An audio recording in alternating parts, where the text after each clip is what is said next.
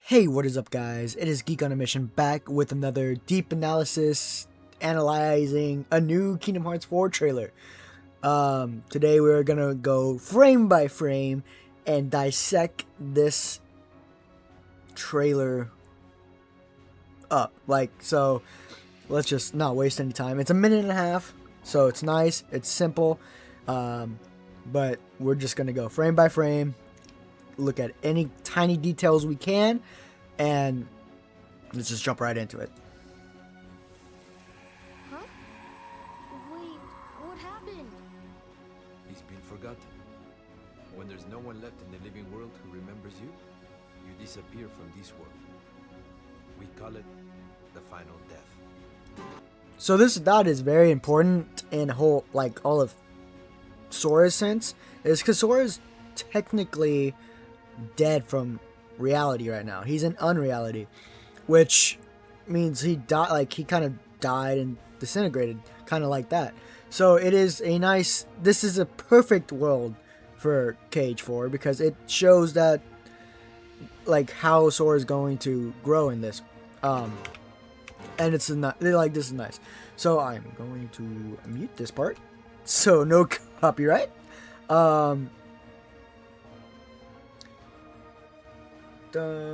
So we get here, and then so this is huge. This is our first look at shadows in KH4, because we've seen these shadow like creatures in Quadratum, but we haven't actually saw regular shadows. So they look amazing. Can I just take a second and say this world looks amazing? So we do see Sora too in the background right here. We see him dancing along, singing along, stuff like that. So it's nice, and we see there's a bunch, the crowd still there. It's so beautiful. It's so beautiful. Where should I put my shoes? So we also see Sora summon the Keyblade. Which is nice. And we see his classic stance, which is okay. So interesting thing is that he is still in his Quadratum 4 gear. So what I think is happening, and some people have pointed out, oh, I thought Nomura said that he would only have that fit in Quadratum. So I think this is just his fit in all of Unreality's worlds. His cartoonish look, meaning his face and his hair and stuff, are going to change Disney base world, from world to world. That's why he has the makeup on and stuff like that. So we do see a nice slash straight into another slash. The combat and even just cutscenes alone looks super fast. And I think that just shows how Sora is growing. So then we get a title card. And then we get this scene. This just shows that, all of the Land of the Dead. And it just looks amazing. We get a good look at Miguel, Hector, and Sora. They look amazing. And then we also see a Keyblade, Keyblade appeal. So, in a cutscene, no less. So let's just take a second. This Keyblade looks amazing. It has the guitar, 2 Land of the Dead skulls with, it looks like flowers blooming from it, and we didn't get a good look at the keychain, but let me see. Let's see if we can. Okay. Yeah, we didn't get a good look at the keychain. But what is nice to see is this is either very early in the world, or it's very it's so in KH3 we can't really tell if you get the Keyblades before or after, because they showcase the Keyblade in the world before you get it in the actual game. So what's probably happening is this is how he's gonna get the Keyblades after in a cutscene like this, and that makes me think: is he gonna get that? Is we're gonna get like a cool little cutscene for every Keyblade? Because that hasn't been done before. And a thing I've just noticed too on his face paint is we have the heart and the crown under his eyes, under his like eye makeup, and that's just a great detail. Oh my gosh. So then we get into some gameplay. Sora is riding his Keyblade with the keychain actually hooked on. So this Heartless looks like a giant bird Heartless. It reminds me kind of either the Dream Drop Distance bird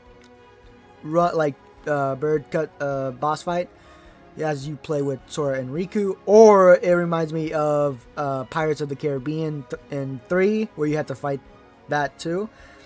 But the hub, the control hub, the icons look amazing. That backdrop looks amazing. We also see that you got to jump and dodge is a command that you have to push. It looks more like a what do you call it? Quick time event. And then we just get to see in the background too, just the world. Like, it looks amazing. It looks amazing. We also get to see the mini map. So right now it looks like he is riding the rails, and it looks like just a bridge too. So we also get to see the command deck down here, or not the icons. So I do miss the 2D art from Nomura for Sora's face as the face, but this looks pretty cool, and I love how they even have the hearts and the crown on his heads-up display. As we notice that he has no focus, I think that's focus gauge. So if it is focus gauge, he has none of it. He got the MP. So he's just riding, and then we get to see the jump dodge, I'm assuming, or it's just a normal event, and then we get to see an attack button. You push the button, and then you get reaction, boom. It's nice to see too that so he does a flip, and then you trigger the command, and then he does another flip upside down, does like a 360, and then smashes his Keyblade. So that is very nice. So now we get into some more interesting stuff. So let's just break this panel down. So right here we got the mini map again. We also see that there's a Moogle shop somewhere in the district nearby. We also see that there are people. I think this is going to be really interesting. There are people watching Sora fight all these Heartless. So what tells me is we'll actually see a lot of NPCs around Sora while he's fighting, reacting to the fights. So it's very nice. Okay, going back to the heads-up display, we have Miguel and Hector as party members. Notice, Goofy and Donald are not party members, at least for this world.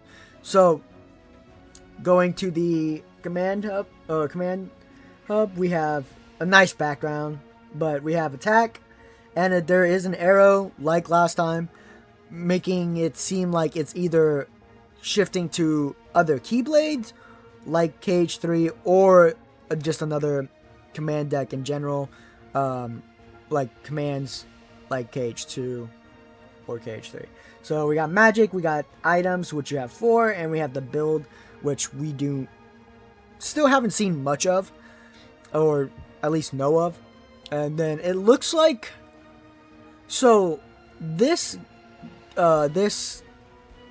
gauge up here makes me think it's a combo type thing, where it's like the more Heartless you defeat, the faster time, the more the gauge goes up for the crowd's sake. I feel like this is more of a crowd like having fun moment. But what it looks like is happening right here is it looks like it is. Let me just slow this down a little bit.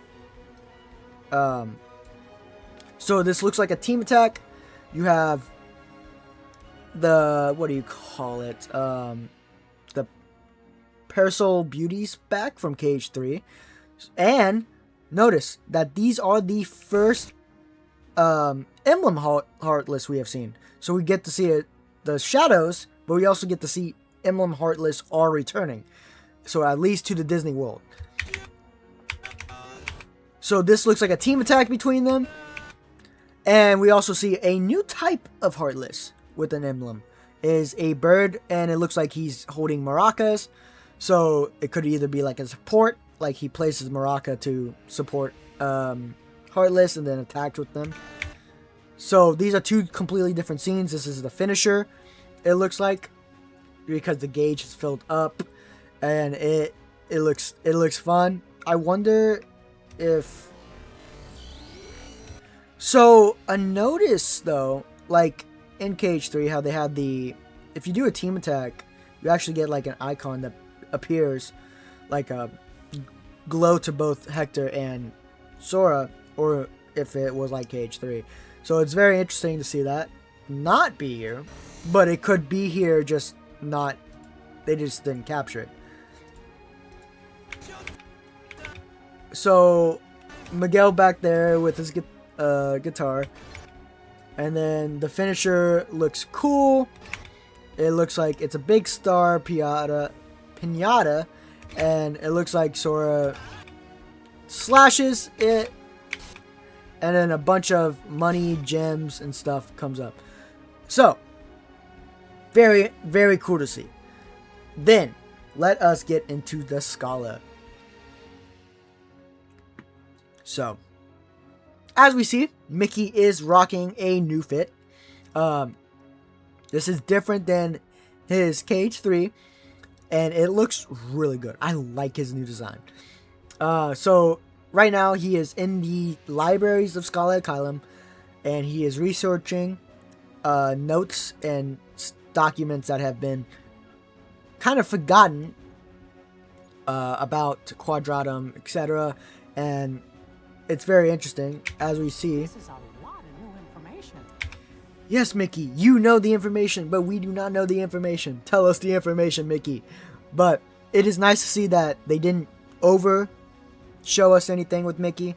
If we do get another trailer, I want to see gameplay of Mickey, just not any more cutscenes. So we get a better design. We get a better look at his design. We got a nice yellow trim on it with a nice pattern. I can't tell if there is... Does not look like this is design. His ear, like his detail. He has so much detail in the gloves and his ears. It looks really good. I bet I'll find a clue to saving Sora. So he's find a clue in the books and the research that is in the books. So it's very nice. Then we get a picture, or we get a scene of Donald and Goofy in the underworld talking to Hades. So it is, look at the detail on Goofy and his jacket alone and his skin. It looks amazing. So let me just rewind and let him talk. Folks disappear above. Is this where they always end up? But Sora isn't here. So this is very important because in Dark Road, what happens was a bunch of older classmates die basically to darkness, and so they travel to the underworld to talk to them as basically Force Ghosts. I'm just gonna say it's basically Force Ghosts. So what this tells me is that they found that out. And so Donald and Goofy are coming down here to see if he can talk to Sora. And Hades says, yeah, that's usually what happens, but Sora isn't here. So they can't see him. So they're shocked about this. And then we get to go back to Quadratum, and we see Vali and Strelitzia talking with Sora. Looks like maybe they are the party members that Sora has in Quadratum. Don't quote me on that. But he looks so good. The necklace, the design, the wrist, like the watch he has, it looks so good. So right here, this is what I was talking about with Dark Road, is the Force Ghost type look, and from Hades. So Sora is seeing this, and he's kind of, Like Sora. so they're worried about him Something wrong? What can you because he's petrified right now. He's looking at Donald and Goofy, but they're like, I can't, like, it, he can't be, they can't be there. So it's like, but this is a very puzzling look for Sora. So I don't know what it could be. He could lost some of his memories and his heart's reacting to them. We don't know. We'll just wait to see. Because he passes out. Unless these are two, like, different scenes. Also, to point out, what can you the cool Scala, not Scala, Quadratum symbol on his buttons are really nice. So also we get to see his earpiece back in his ear talking. So he passes out, and we got 3 dark sides. We have some Scala messages right here, some down here on the billboards. I would have to actually go look at the Scala language to dissect them, which if I do, I will go more in detail with that. So we see 3 dark sides with Strelitzia and Sigurd, and then we get I'm just going to call them Shadows of Quadratum attacking. We get to see a nice slash from Sora, and then we get to see a new heartless, unreality Quadratum flying monster.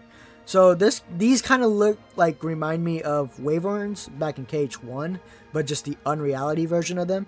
So a lot more scarier. They do appear to be pure bloods, heartless. They all seem to be. We got more Scala. This looks like a cow.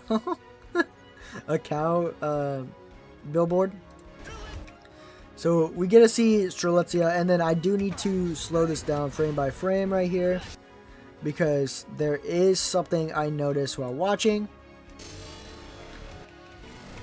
So we see a nice little glow in front of Strelitzia right here, and this kind of either means we get to see her Keyblade, or it's magic. Let me just. So this looks like her Keyblade right here, that it's just is either summoning or going away. I keep doing that. My bad. So it looks like she basically gets speed blitzed by these heartless. And so she's shocked, and then we get to see Sigurd. So I will try to get a good look at his Keyblade. His Keyblade looks a little steampunk with it looks like 4 lights on the not hilt, but the blade of it, and it looks very good. So we get to see some of it right here again, and we get to see the dark side. The dark sides look great. But these dark sides don't look as big as the one that Sora faces in the other trailers. That is a key detail to point out. These aren't even the size of the building. So what that kind of reminds me of, like, if these dark sides like merges together and to make the big giant scary one. But we don't know yet. So, and then we get the title card, and then we get the big reveal at the end. Late 2027. It's real. It's real. So, that is all I've noticed from the trailer so far, if there is a detail that I miss that you guys think is important or not important, whatever, be sure to comment down below about it. It is amazing to see this comeback in such a grand way. But I guess that is all I have for this video of this deep analysis. If there is anything I missed, make sure to comment below again. And I hope you guys are having a great day. And I will see you guys later. Bye-bye.